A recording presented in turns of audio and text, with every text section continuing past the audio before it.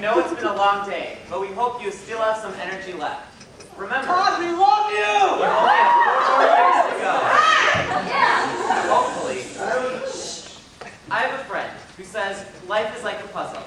We get our pieces and we start putting them together. Except normally, when you put a puzzle together, all of the pieces come in a box. And there's a picture on the front, so you know what you're trying to make. And you also know that if you work hard enough, all of the pieces will fit together just. We don't even know that we're missing some really big pieces. We're going to take this time to talk about some of the issues of today, some of the pieces of the puzzle. All of them are serious, even if we poke a little fun at them. And we will. As for answers, this program doesn't offer any, but it raises a lot of questions that we each need to answer for ourselves. And talking about it is half the battle. And us, we're not experts, but we've been through some training, and we struggle with these topics in our own lives. So if you want to, or need to, you can talk to any one of us.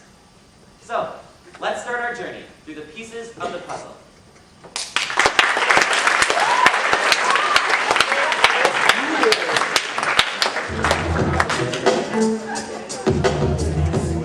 Hey now! Thanks for coming out tonight, folks. Let's get started right away. So we're bringing Jade to the stage to perform a piece titled The Abyss. His memory of color is faded, and he's forgotten the sweet taste of water. The daily sounds of kids laughing and birds chirping beat against his soul with no regard. His demons are of another world, the ones professors, classmates, parents, and friends would rather ignore and not see. And in the middle of the night, when no one is watching, these demons threaten to rip him open. His eyes, now empty, scream for help without sound, the color stolen months ago. Now all he sees is what he feels, and there are no words to describe that unless you've been there. The depression surrounds him, bearing down like heavy weights across his chest. His ambitions turn to dust. He moves through life without focus, but the parade outside is blissful. But who cares, right? Who cares about the wealthy immigrant who cracks under pressure? Or the football jock whose broken leg ends his career? Or the sorority girl who doesn't quite fit in? Or the homeless vet on the union steps out 80 cents to his next meal? And suddenly there is no difference between them and him you. Because the truth is, the dirty, honest truth is, depression has no color, no scent, no race or typical face. And suddenly there is no difference between them and him and you. Depression is an illness that affects us all, but detecting the signs will determine the fall.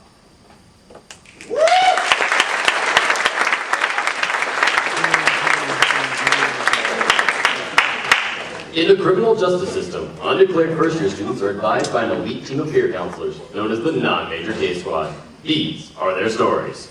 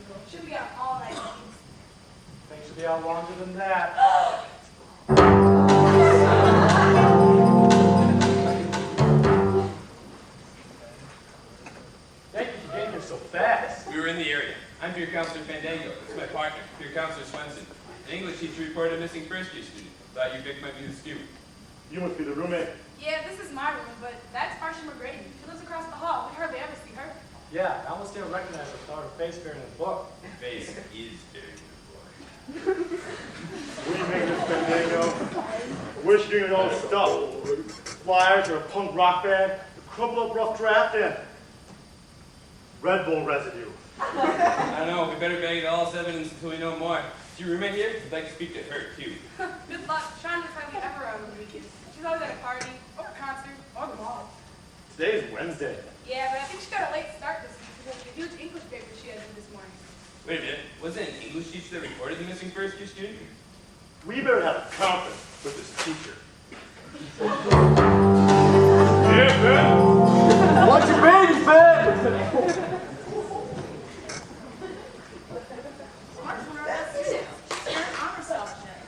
Reported her missing based on what? Her English paper. It was due this morning and she never handed it in. Professor, she can't be the first student to miss the deadline. Not Marsha. She was very dedicated to her studies. As far as I could tell, all she ever did was study and go to class. Maybe a little too dedicated. There's more to life than homework. But over the past few weeks, her grades have been slipping. She's been coming in late, looking fatigued. When she didn't have to show up to hand that paper, then just something was wrong. Students these days, they take on too much. They overdo it. They get burnt out and don't make the best decisions. I agree. But I told her to, start join her study group, take some time to relax, spend some time with friends. Come to think of it, her grades aren't slipping when she joined the study group.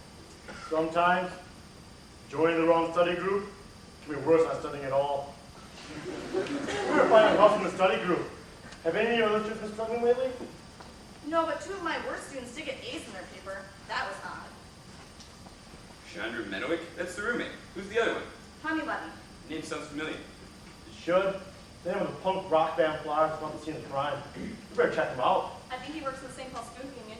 Let's drop these papers off at the English department for analysis. Then we'll see what kind of punk rocker Tommy Levy really is.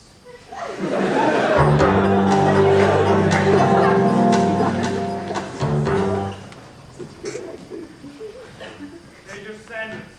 Thanks for choosing Subway.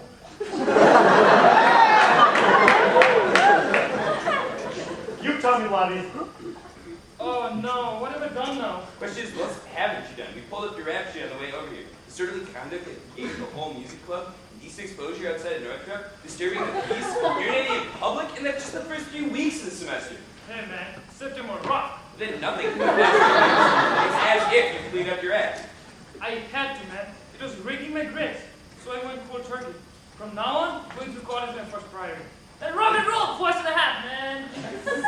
What is your connection to a first-year student named Marcia McGrady? Dude, no more questions. My head's gonna bust to have to think anymore. I have 3 midterms and English paper due today. We'll keep this simple for you. True or false, you getting an A on your English term paper had something to do with the mysterious death of honor student Marcia McGrady. No way! Are you serious? I got an A? You're coming with us.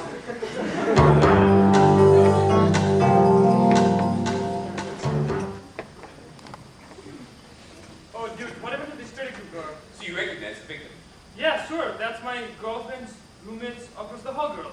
She's the part where he studies group for English class. So you were here in this room last night. Not the whole time.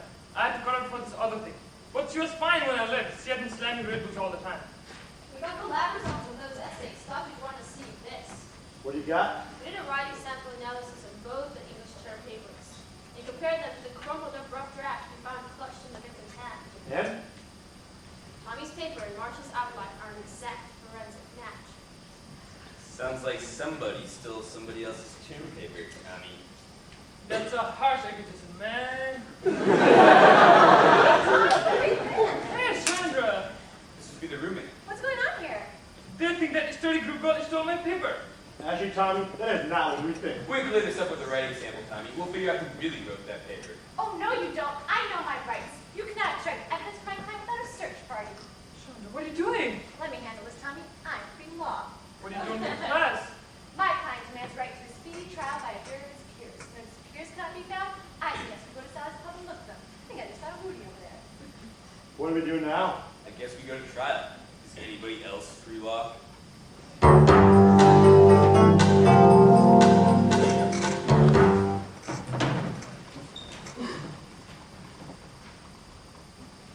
Press appealing. You find it all ironic that Mr. Levy and Miss Medowick got just high passing grades on their English term papers, while at the same time Marcia McGrady failed to turn it in at all? Yes and no. What do you mean? Well, yes, I'm a little surprised Chandra did so well. For a student who clearly cares more about partying on the weekends than doing well in class. Her performance was quite impressive. Wait, what's wrong with party? But Mr. Levy, on the other Who hand, also knows how to party and let the record slow? he said he made a promise to him his assignments, so he told me after class a few weeks ago. I gave him some suggestions for improving his study habits, and he also arranged for me to meet separately during my office hours. In fact, that's where he was the night in question. So no, I'm not surprised Tommy did so well. But I am surprised he did it by plagiarizing Ms. McGrady's paper. We only see cheating like that from students who don't care if they learn anything. Objection. This trial's killing my buzz. Chum, you can't live in the middle of a trial. Come on, Tommy. You know I never think where to start. Shopping me one? Hey, that's right. You never follow through with what you say you're going to do. How were you able to finish an entire English term paper? Objection. Cause speculation. Hey, this is my paper. You copied my term paper. Okay, look. I tried doing the assignment. Honest. That's why I invited Masha to come over and study with us. Then by watching her do her homework, the more of it made me get my paper done. When she came over, she was on a 72-hour study day. She was up in 3 days. She was tripping on caffeine. I couldn't get her to sit down. Then when Tommy left for his meeting, she started reading fast. I tried giving her a Red Bull, but she just crashed. The human body wasn't meant to go along with all the sweet. I knew I couldn't choose her paper as my own. I knew to recognize how good it was. What was I supposed to do? You could have written your own paper. And then I remembered Tommy. He's never written a good paper in his life. So I switched their essays and turned in his as my own. That's why you killed her? No, I told you, she just passed out. I never seen somebody pass out from Red Bull like that. I mean, bam! Huh? What? What time is it? Oh no! My paper! I'm supposed to read my paper! I just got it! Shirley! Come on, Chandra. The experience of you is pretty much over. When are you students going to learn? Taking credit for somebody else's work can only have one outcome. Build friendships with supportive people, ask for help, lead a balanced life. It's that simple. Dude, that's what I'm saying. You gotta be excessive in moderation.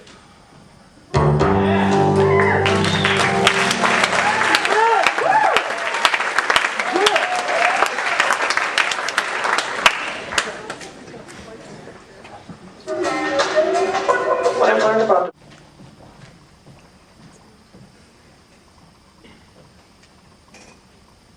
Well, I never thought I'd be here in the health center.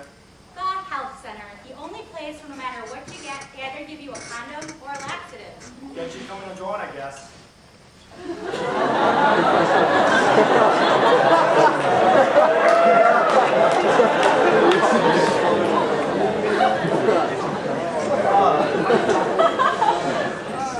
am I going to say when I go in there? How do you bring something like this up? Doctor, it hurts down here. Okay. Oh well, take off your shoes. No, doc, it hurts down here. You know, I never thought I'd have to tell anyone about this. I figured I could keep it a secret until it started to turn blue. Then I started turning blue. What am I going to say? Maybe I should just say...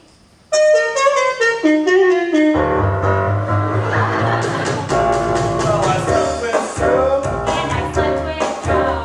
and who she slept with, I don't know. doctor, and tell me if I got STD.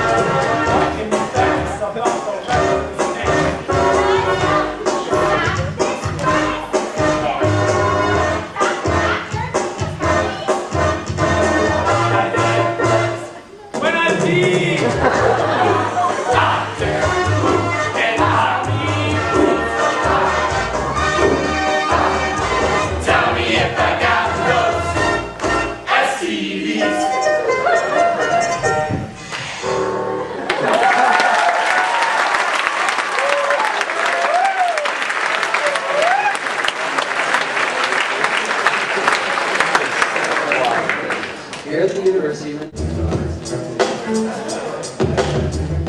Now we're bringing Jared to the stage to perform a poem titled Human. We are all born under the sunlight and dream under common stars and reside in this land you knew well before it was named America. And most of the products of foreign bloodlines, of unfamiliar family trees, branching across Atlantics, Pacifics, Rio Grandes, branches crisscrossing unknown patterns, getting twisted in the universal fight to be free of struggle. Leaves fall and godmother wind sweeps up her children, cyclones it into the birth of a new race, rooted deep in the heart of America. And I stem from the lush grassroots of Ireland, my last name Germany, my grandmother Norway, and this country isn't mine. And is there really a need to claim it? The earth was nurtured by careful hands for years before it was officially discovered. And just because boundaries, common language were established, doesn't mean that it's not still everyone's earth, under sunlight, common stars. And if we could all extend arms beyond borders and intertwine different colored hands, we could see that language, and skin, and culture are only pieces of people. We can free to see eyes, and smiles, and hearts who only hope for brighter days. We walk along common streets, a place where it doesn't matter who you praise or worship, or if you do it all we want is the coming together of people, in hopes of common goodness. But we end up calling our next door neighbors and classmates illegal. Think of people as inhuman creatures from other planets, and we call out aliens, only alienating them. And only when you pass tests and earn visas and have documentation on pieces of paper, only then can you be treated equal. We need to realize that making lines on maps and laws and books doesn't change the fact that we are all human. And that equality, well, it can stretch far past the reach of our branches. It's due time we stop fighting. Time we embrace our differences.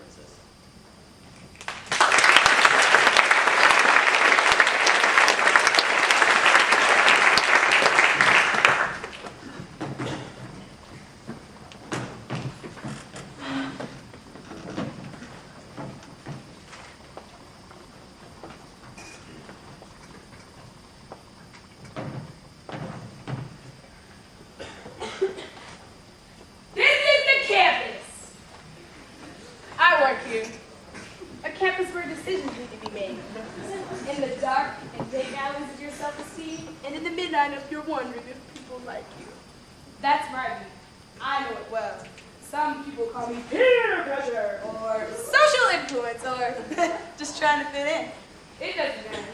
I'll be there as long as you let me in. The campus is the University of Minnesota. The time is now. You see that first year student over there? Oh, well, yeah, I'm on the case.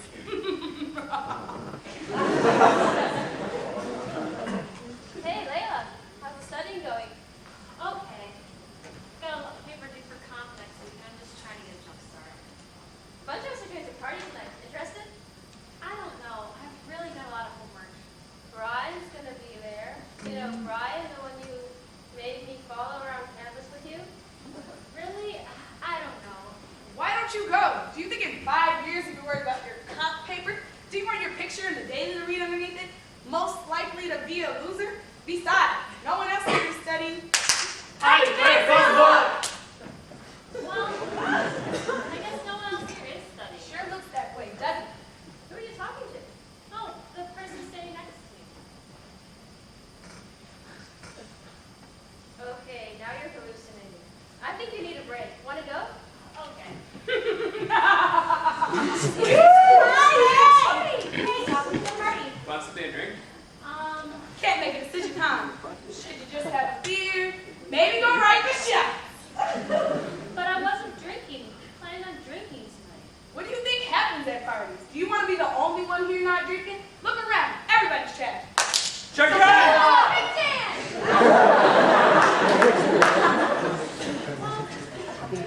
But drinking on a weeknight? You think that's a big deal? Look around. Most people here are doing a lot more than drinking. Oh, come on, Mama, pick me up.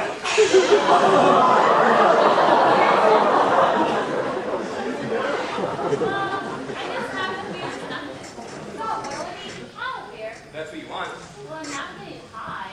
Okay. You said you were getting high. Hi, Layla. Look who's here. Hi, friend. Wow, you look great. I really like your polo.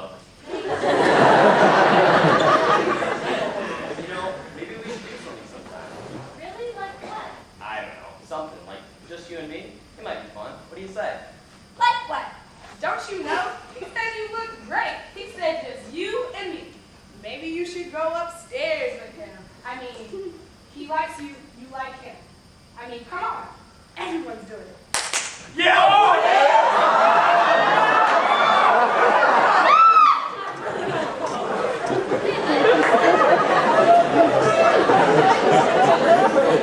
can't party on Monday and Tuesday night.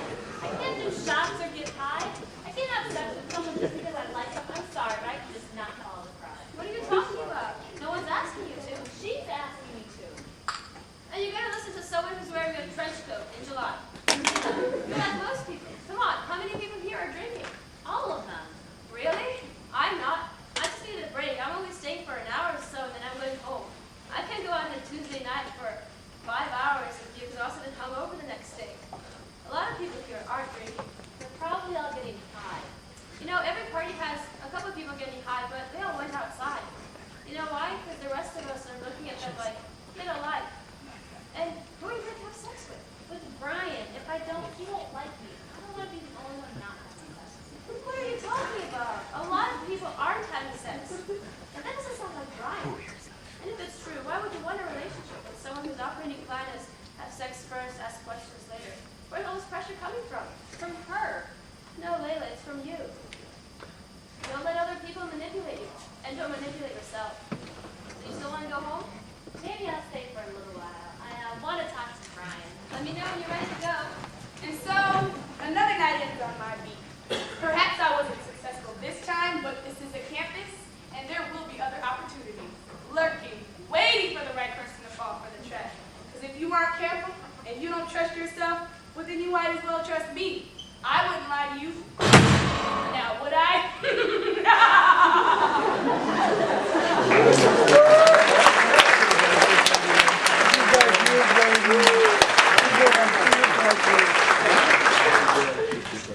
She did.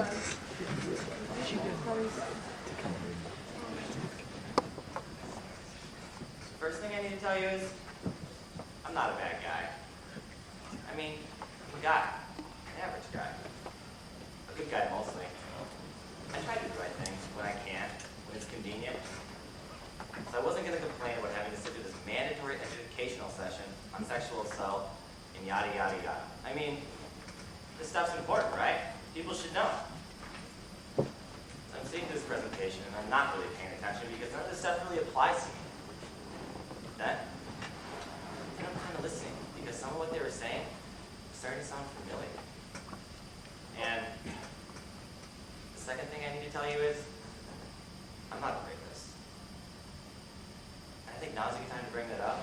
That rape is such a harsh word. It's such an extreme. And no one has ever accused me of rape. And I'm a good guy. Remember? Mostly.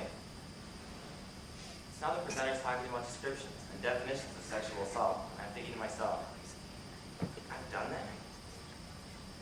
And then the presenter goes on to talk about alcohol, consent, and talking someone into it. And I'm thinking to myself, I've done that? So right away my brain goes to, well, those words about sexual assault must not be correct because I've never done that. And so I started challenging the presenter, disagreeing with this point and that point. And finally I was like, hey, it's not always the guy's fault. The presenter said, of course not. It's the guy's fault when he commits a crime. And I said, what about the alcohol consent stuff you were talking about? Is it fair that a girl goes to a party, gets drunk, we go somewhere, things start to happen, she doesn't stop me, and that's not consent? Is it fair that a girl gets wasted, takes no responsibility for her actions, and then gets let completely off the hook? And the presenter looked me right in the eye and said, fair. Not taking responsibility for her actions. The presenter told me, you watch this next part of the workshop, a videotape of survivors of rape telling their stories. Can you tell me if you think they got let off the hook?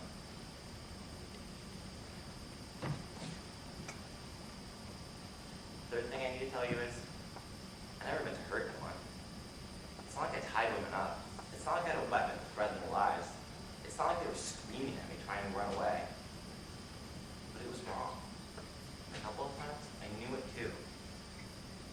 I knew it was wrong when she was practically passed out as I tried to take her pants off. I knew it was wrong when I coaxed women into having sex with me using magic words like, I thought you were in college now. Were you still in high school? Or, I thought you liked me. Maybe you wanted to start a relationship. But I guess not. Not to mention all the don't worries and come ons I used. I knew it was wrong, but at the end of the night, I would look around for the most drunk, the most vulnerable, the most insecure girl, because I knew I had the easiest chance of having sex with her. And sometimes, it's not what I did, it's what I didn't do. I didn't stop. I didn't wait when I saw her hesitate. I didn't stop when I heard quiet protests of maybe or I don't think so. By using alcohol, I put women in a position where they couldn't leave or didn't really know what was going on. I used my words as threats against their attractiveness, their self-esteem, and their ability to be loved. I wore them down by using my size, my persuasiveness, and my ability to move forward sexually until you stopped. And then, I would just wait a while until I tried again. I had the advantage of knowing exactly what I wanted. You had the disadvantage of not quite knowing what was going on. And always, I could see a little doubt in the back of their mind. They felt they were responsible for what had happened. You were drunk and all over me, don't you remember? Why did you come upstairs and start kissing me if you didn't want to have sex with me? I don't understand. And as I was watching this videotape of the survivors of rape telling their stories, I started to see some of the faces of the women that hurt me. I knew it was wrong, but I didn't know it was rape. I was never accused. Sure, I had some girlfriends and roommates tell me I used women. Hey, I'm not saying I was proud of it. I never meant to hurt anyone. I just didn't care if they did get hurt. I mean, as long as I got what I wanted, right? What's wrong with that? The last thing I need to tell you is, it will never happen again. I was never accused of rape, but I could have. And I'm a good guy, remember? But I still manipulated women because I thought that's the way it worked.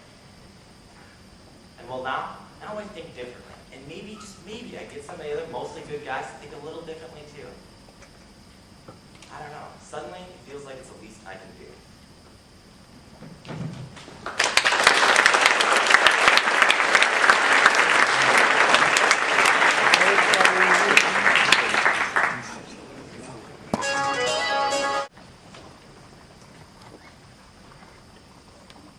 It's important that we do some information dispersal during this orientation. Some facts and figures. So let's do that with alcohol. Now, some of you may know there are 5 levels of drinking. Well, 6 if you go to Madison.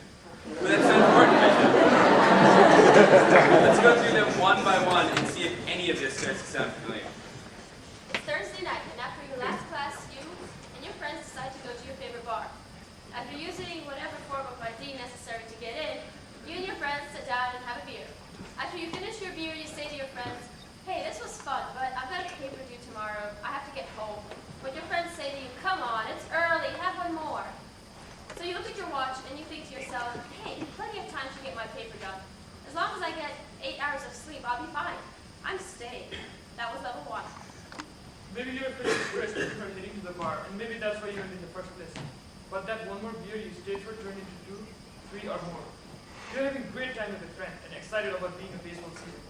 But for some reason you find yourself arguing with great passion against the artificial turf. And you have no idea why. Suddenly, you remember the paper you have to write, and you jump up and say, "I have to go home." But on your shoulder, this little devil appears, and he whispers in your ear, "What are you doing? These are the greatest years in your life. These are your greatest friends. You can't go. Stay." And you look at your watch and you figure, you can get up early and finish the paper right before class. As long as you get 6 hours of sleep, you'll be fine. That was level 2. You and your friends have now switched from beer to tequila. You are still arguing about baseball with great passion, but now you're arguing for artificial turf, and you have no idea why. You start to go to the bathroom for about the 5th time that evening, and on your way there, you see this old guy sitting in the bar by himself. So you buy him a drink, just because you like the way he looks. You go back to your table, and you see the server bringing the latest rounds of drinks you ordered, and you think to yourself, "Oh, he is the most beautiful man I have ever seen. I must marry him." You start to get up because you know you have to go home, but that little devil that was on your shoulder, well, now he's life-size, and he's fine. So you think, well, I can get an extension on that paper. Besides, as long as I get 4 hours of sleep, I'll be fine. That was level 3. For the last job of the bar, you are a bottle of rum and a cup. And you and your friends are no longer talking about baseball because you are our official church.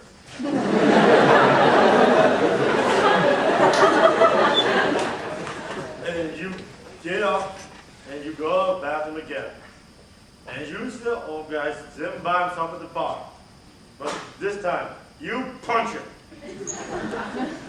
Because you don't like the way he looks. And you decide it's really time to go right before you're thrown out. As you get outside and you get ready to go home, and your friend says, hey, I know all I know your campus, let's go to that. And you look at your watch, and you think to yourself, already this late, no sense going to bed now, let's stay up all night. That is level 4. You and your friends make one stop on the way to the all-night party. And after unsuccessfully trying to get your money back from the guy at the tattoo parlor, explain, hey, I don't even know anybody named Ruby. You go to the party. You have great conversations with your friends, in between the head nods, which come more and more frequently. And you decide it's really time to leave when your last friend, who's still awake, jumps out of his chair and yells, let's drive to Florida! And then passes out. You get up, you fall down. You get up, you fall down. You work your way to the door, open it, and encounter something you hadn't expected to see. The sun! You see people going to work, jogging, working out, and they're all looking at you thinking the same thing. Who's Ruby? You go home and fall into bed. You don't think about your paper, you don't care about your class, you just crash. That is level 5. Now, the reason this is funny, and it is funny, is that some of us have heard about these things happening. And honestly, if this is the worst thing that happened to you this year, yeah, it was embarrassing. Yeah, you hurt yourself academically, you spent too much money, you stayed up too late. But if this is the worst thing, wow, we'd probably take it. Because sometimes this story has different endings. And maybe then it's not so funny anymore. Maybe this was the 3rd paper you are late. For the 5th time you missed the class, that B is now a C, or maybe that C is now an F. And you had a good education, you came here to quit. Maybe the guy you punched at the bar, maybe he punched you back, or someone got hurt or arrested. And now this story is not funny anymore. Besides, there are better ways to handle your stress than getting into fight arguments. Maybe that most beautiful man or most beautiful woman, maybe you went home with them that night, and now you can't even look at them on campus. Not to mention we have all the potential things we don't like to think about, like STDs or HIV, like unwanted pregnancy, unwanted sex. And we all know, someone had to drive to that all-night party. And it's no secret that each year, people our age like you and me are buried. And what a waste. And now it's a news story, with an ending that's not so funny. And maybe the reason you stayed out all night, maybe the reason you went to the bar in the first place, is you've lost the ability to choose, to be in control. And you're now heading down the road to addiction, which affects 1 in 10 of us. You deserve funny stories. You deserve happy endings. But they don't happen by accident. Take care of your friends. Take care of yourself. You deserve it.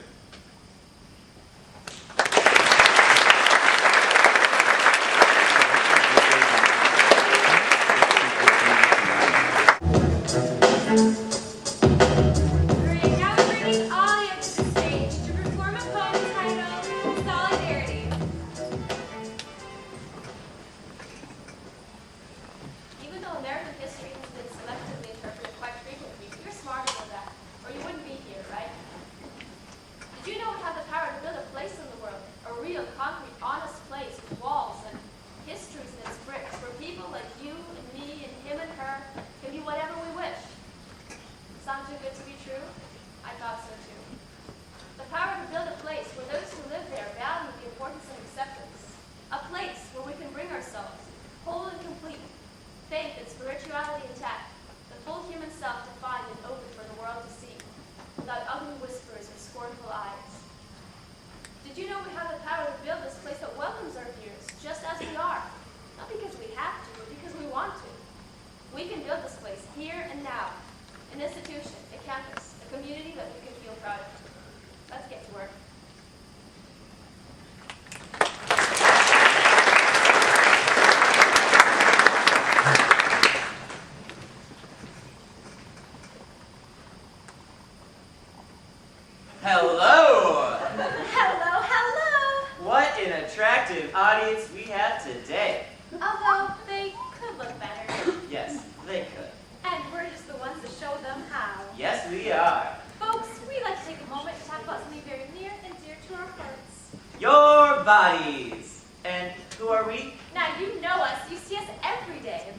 your magazines, On your TV. at the bus stop. On billboards. We're called advertising.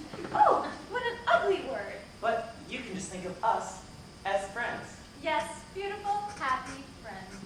Now, we're not here to talk about exploitation. Oh, ish. Ish. And we're not here to talk about body image or self-esteem either. No, sirree. Because we don't want to make you feel bad. We want to make you feel like us. Sexy. Skinny. Happy. Oh boy, Todd, I feel a song coming on. I feel it too. Let's take a trip to a beautiful land. Filled with beautiful people. Ladies and gentlemen, Your magazines.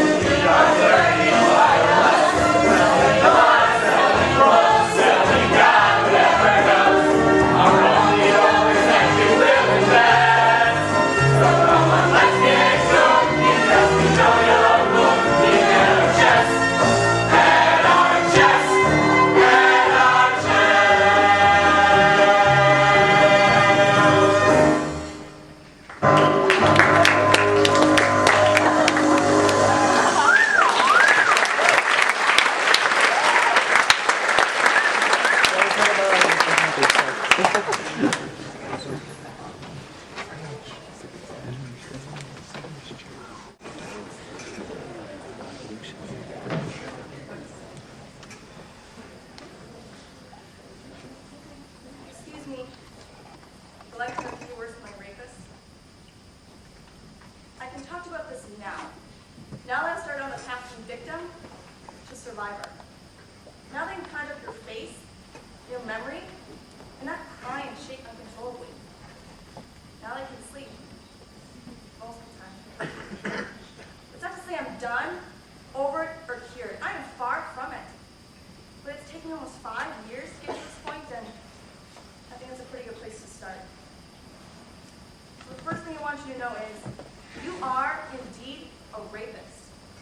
Well, you probably don't think so. Why would you? I never told you. I never told the police, so they didn't tell you. It's not part of the birds and the bee story, so your parents didn't tell you.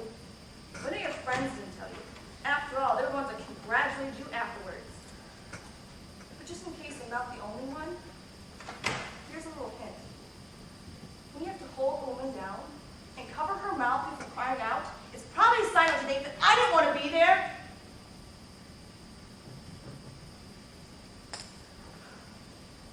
I'm sorry. This wasn't supposed to go with anger. Funny how it comes back in. The second thing I want you and your friends to know is exactly what rape does. Because part of me is hopeful that if you really knew the pain you were causing, you would never do it again. It's hard for me to imagine people being that cruel on purpose. But for you, the rape lasted 20 minutes. For me, it's been 5 years.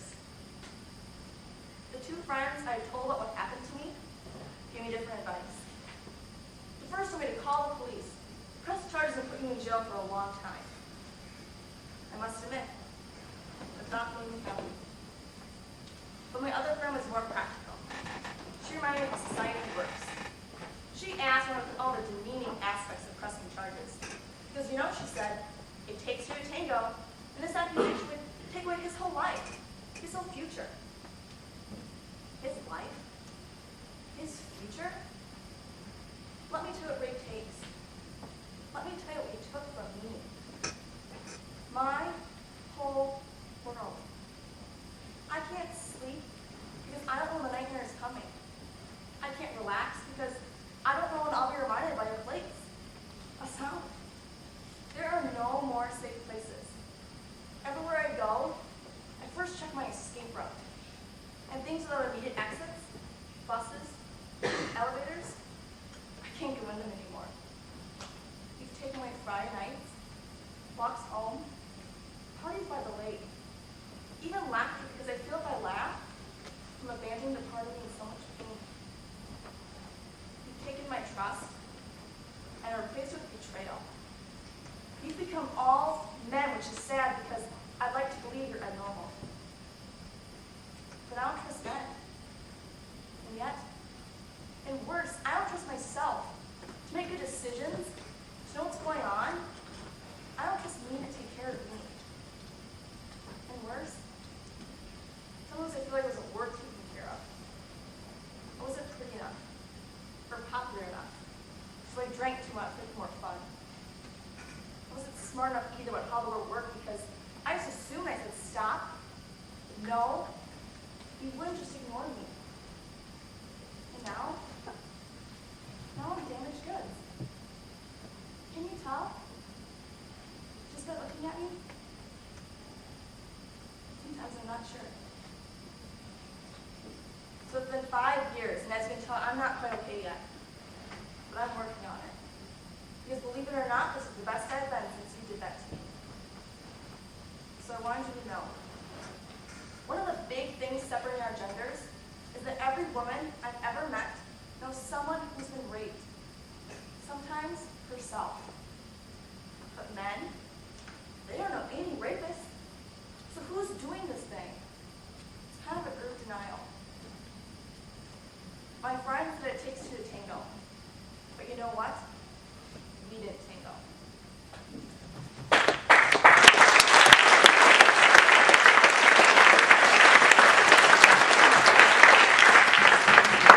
I'm so stuffed. That dinner was so good. I just love Italian food. It is my favorite dish, Tom. Yeah, it was great. Thanks for taking me there. So, can I get you anything? Popcorn, something to drink? She thinks I'm a pig. No thanks. I'm still working on dinner. But I'm going for some gum. You want any?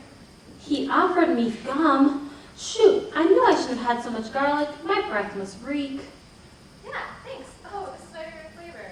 This is my favorite flavor. You idiot. Could you have said anything dumber? Mellow out, Julie. Stop being so nervous. Just take a deep breath and relax. Are you okay? Oh, my neck is kind of stiff. Well, relax and lean back. I'll fix it for you. Feels good. Somebody told me you've done this before. Well, I've yet to hear any complaints. I have yet to hear any complaints. What are you? Start of the month? Relax, Bill. She knows your hands are shaking. So he hasn't heard any complaints. Does this mean he gives every woman he dates a massage? I bet his other dates aren't such nervous wrecks. God, Julie, be cool or you're gonna mess this up. Wow, it feels so good to touch her. It feels so nice. Okay, I want to kiss her. Should I ask? No, I should be suave. Slowly move in and wait. Her back is to me. What do I do about that? Tap her on the shoulder? No, bad idea. Oh, excuse me, ma'am. You turn around like a plant one on you? Damn, Bill, why is this so hard for you? She was thinking I was a total dork. I think he's gonna kiss me. Oh, good. Oh, God. Should I turn around? No, that's too obvious. I should be settled. Maybe I should kind of lean back. Oh, no, then he'll be looking straight at my nose. Jeez, Julie, he's gonna think you don't like him. He's gonna think you don't want to kiss him. He's gonna get up and walk out that door and you'll never see him again. Quick, do something. Bill, I was thinking. Yeah, me too. So, Say something. Anything. I like your apartment.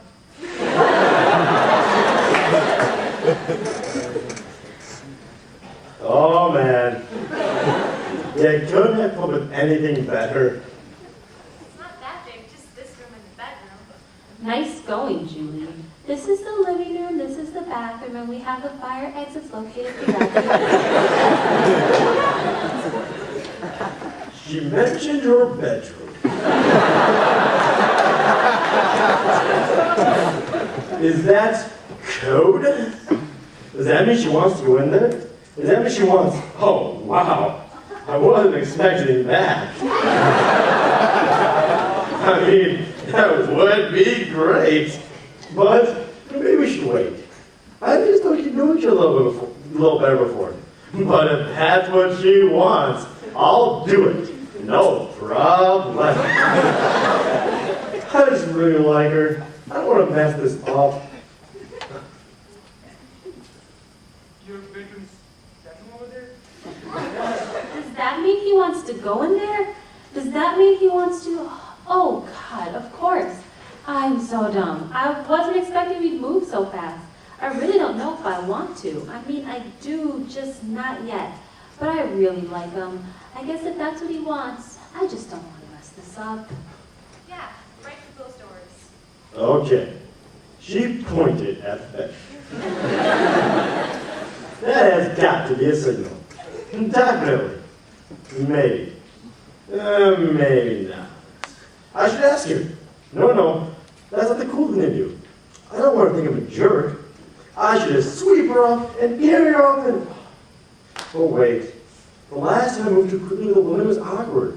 Moved further than I really wanted to. I mean, not that far. But I don't want it to happen with Julie. Right through those doors, huh? Okay, I can do this. Come on, Julie. It's no big deal, right? I mean, people do this all the time. It's not like I've never been close with anyone before. Except the last time I did, I really regretted it. I'd hate to lose a chance to have a relationship with Bill. Talk to her. Say something. We should talk. You know, listen, my single leg. Yeah, great minds think alike.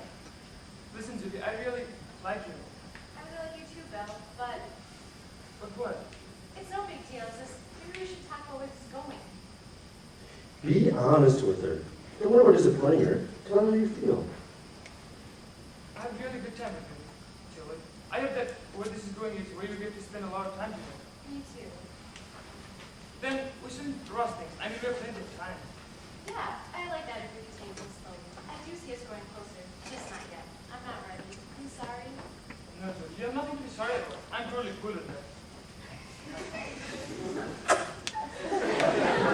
Nice going, Julie. Way to go, Bill.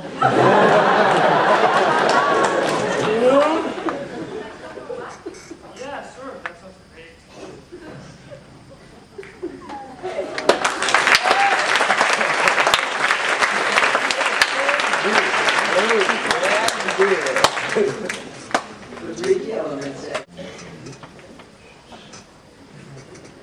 In a survey done at Quincy University in Illinois, students were asked if they met someone, started dating them, after the third date, would they consider having sex with this person?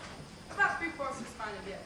The same students were then asked, if you had sex with this person, would you let him or her use a toothbrush in the morning? Only about 1/4 responded yes. So, what do you think is more intimate?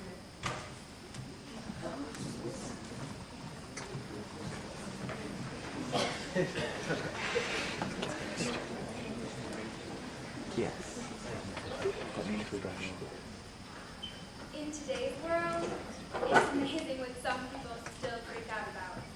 Like, who's lesbian or who's gay? Who cares? I mean, with the way some people react, it's no wonder some gay people hide it.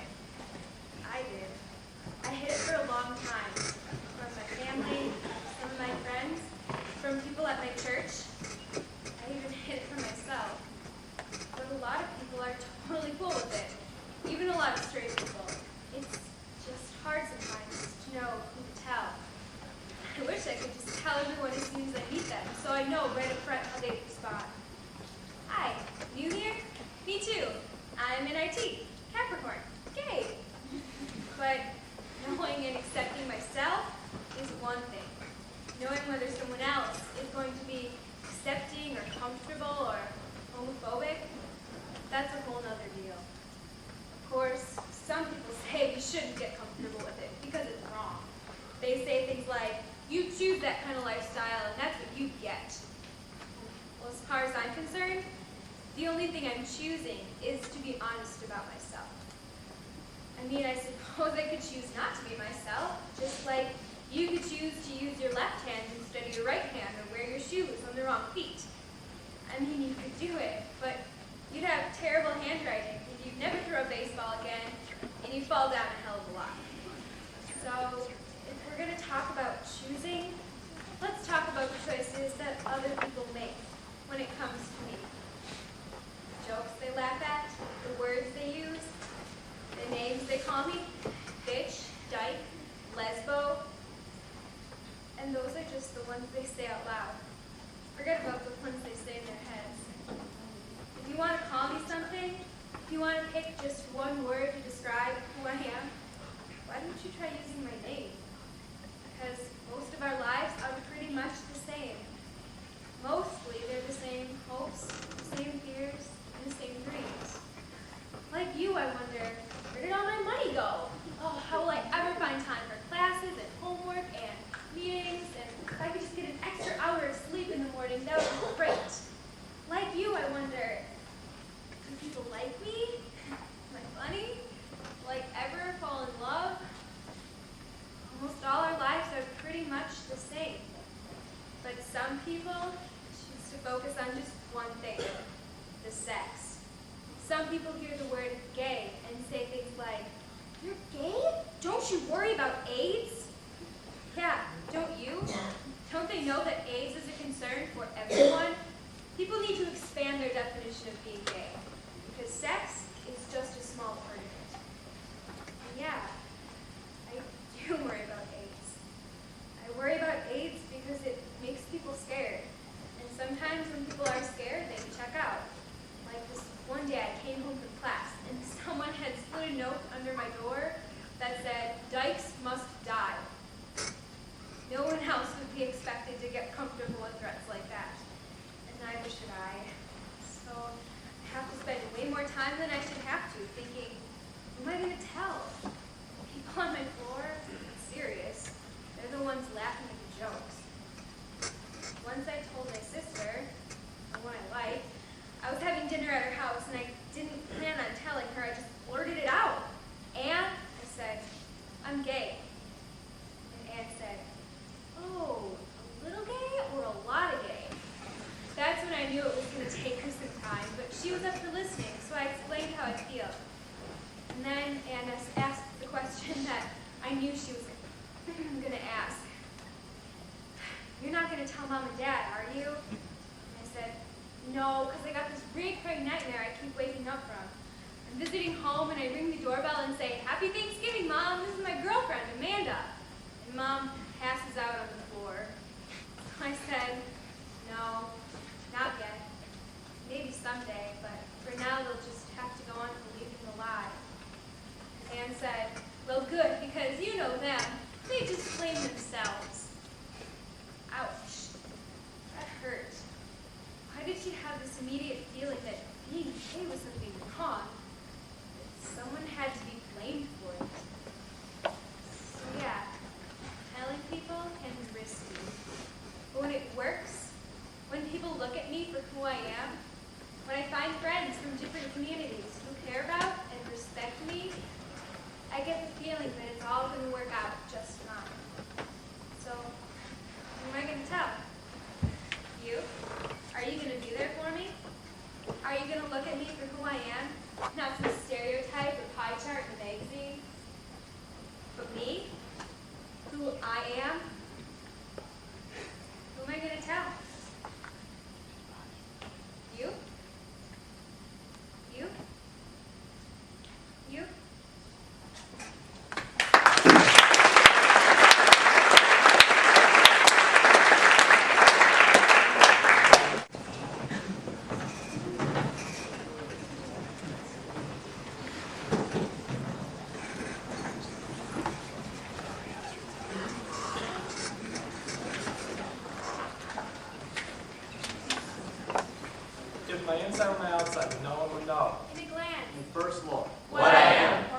important to Who I am. We all know there's harassment. It builds up many walls.